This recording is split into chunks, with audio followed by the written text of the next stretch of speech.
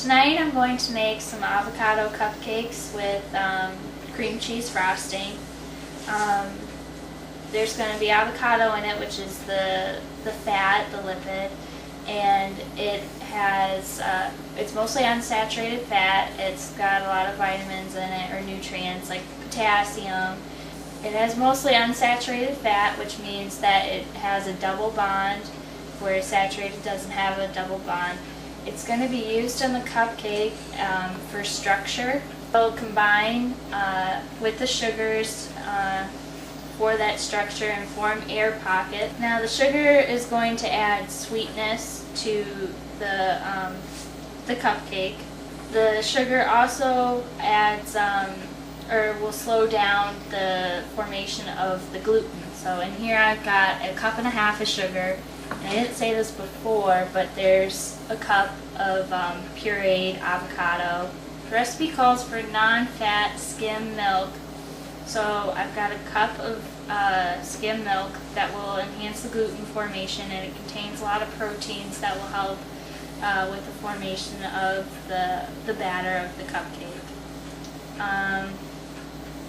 We have baking soda, which is going to be added into it as well, which will be the carbon dioxide reaction needed to form the batter to help the cupcake rise. There's balsamic vinegar, which will be the acidic agent in here as well. The balsamic vinegar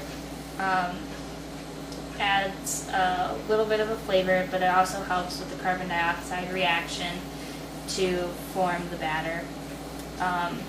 We've got vanilla extract, which is added as an enhancement for the flavor. The balsamic vinegar and the baking soda are needed to form the carbon dioxide reaction to form air pockets. We've got 2 cups of flour. That's all-purpose flour.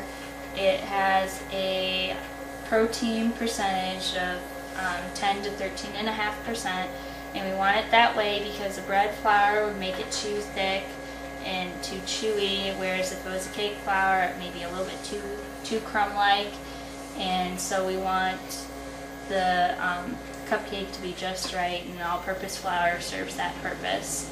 In addition, with the flour, when it forms the gluten, the gliadin and glutenin will form together, and this will happen when the milk is added to help that reaction, because it does need some moisture to get it started.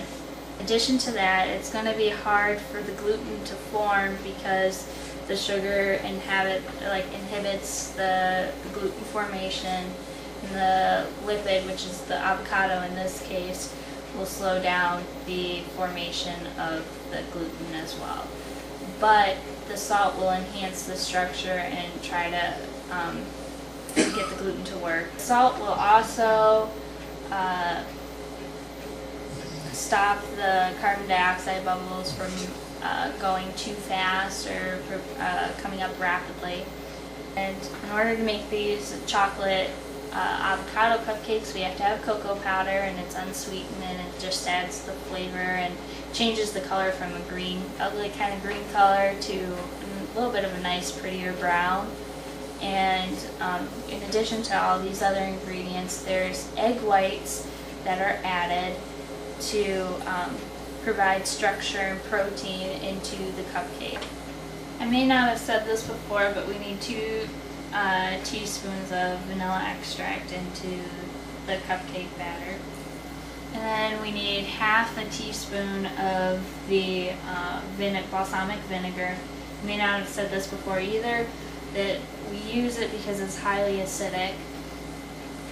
So I just added the sugar, the avocado, milk, balsamic vinegar, and the vanilla extract, and that's just mostly all the wet ingredients. The next part of the recipe calls for most of the dry ingredients, so this is where I'll see some of the color change. Right now, if you were to look at it, it looks kind of disgusting and green. That's part of the avocado right there. And there's some chunks. I tried to puree it as much as I can. And so the recipe now asks for the dry ingredients. So now I'm going to add the baking soda, which is in here. It's 1 teaspoon. And then here's the salt, and it's 1/2 teaspoon. And then add the cocoa powder in, 1/2 cup of unsweetened cocoa powder.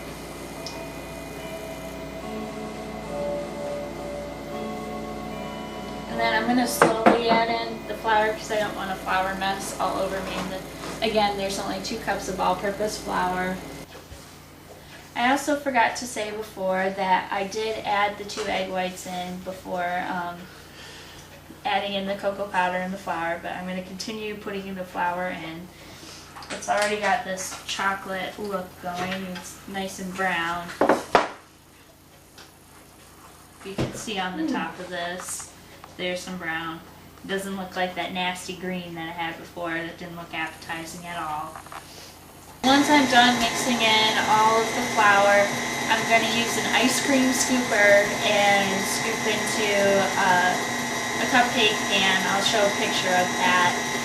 The ice cream scooper is a little bit easier to get all of the contents out, and it's proportional to the size of a cupcake. I'll use a cupcake liner as well. It's great with non-stick spray. And I'm going to put it in the oven at 350 degrees for about 15 to 20 minutes, where I'm going to wait until it gets kind of like a nice brown on the top. Okay, so now that the cupcakes are done, they're cooling off right now, I'm going to go ahead and make the frosting, and it's cream cheese frosting. It calls for 1 package of cream cheese, and this part where, so I'm going to cut this up into pieces so it's easier to mix up in the mixer. It also asks for a 1/2 cup of confectioner's sugar, so powdered sugar. This is just adding sweetness to the cream cheese. It asks for 2 tablespoons of vanilla extract, so I'm going to go ahead and do that. It does ask for an 1/8 teaspoon of salt, and usually I just shake some in because it's not that much. And this is just going to balance the sweetness. I did let the cream cheese sit out for a little bit so it was a little bit softer, so it's easier to mix in. To show one of the cupcakes, it looks like this. It's nice and dark brown. You can't even tell there's avocado in it. You can't tell from the green batter that it started out with until I poured the unsweetened cocoa powder. There you go. There's an avocado cupcake.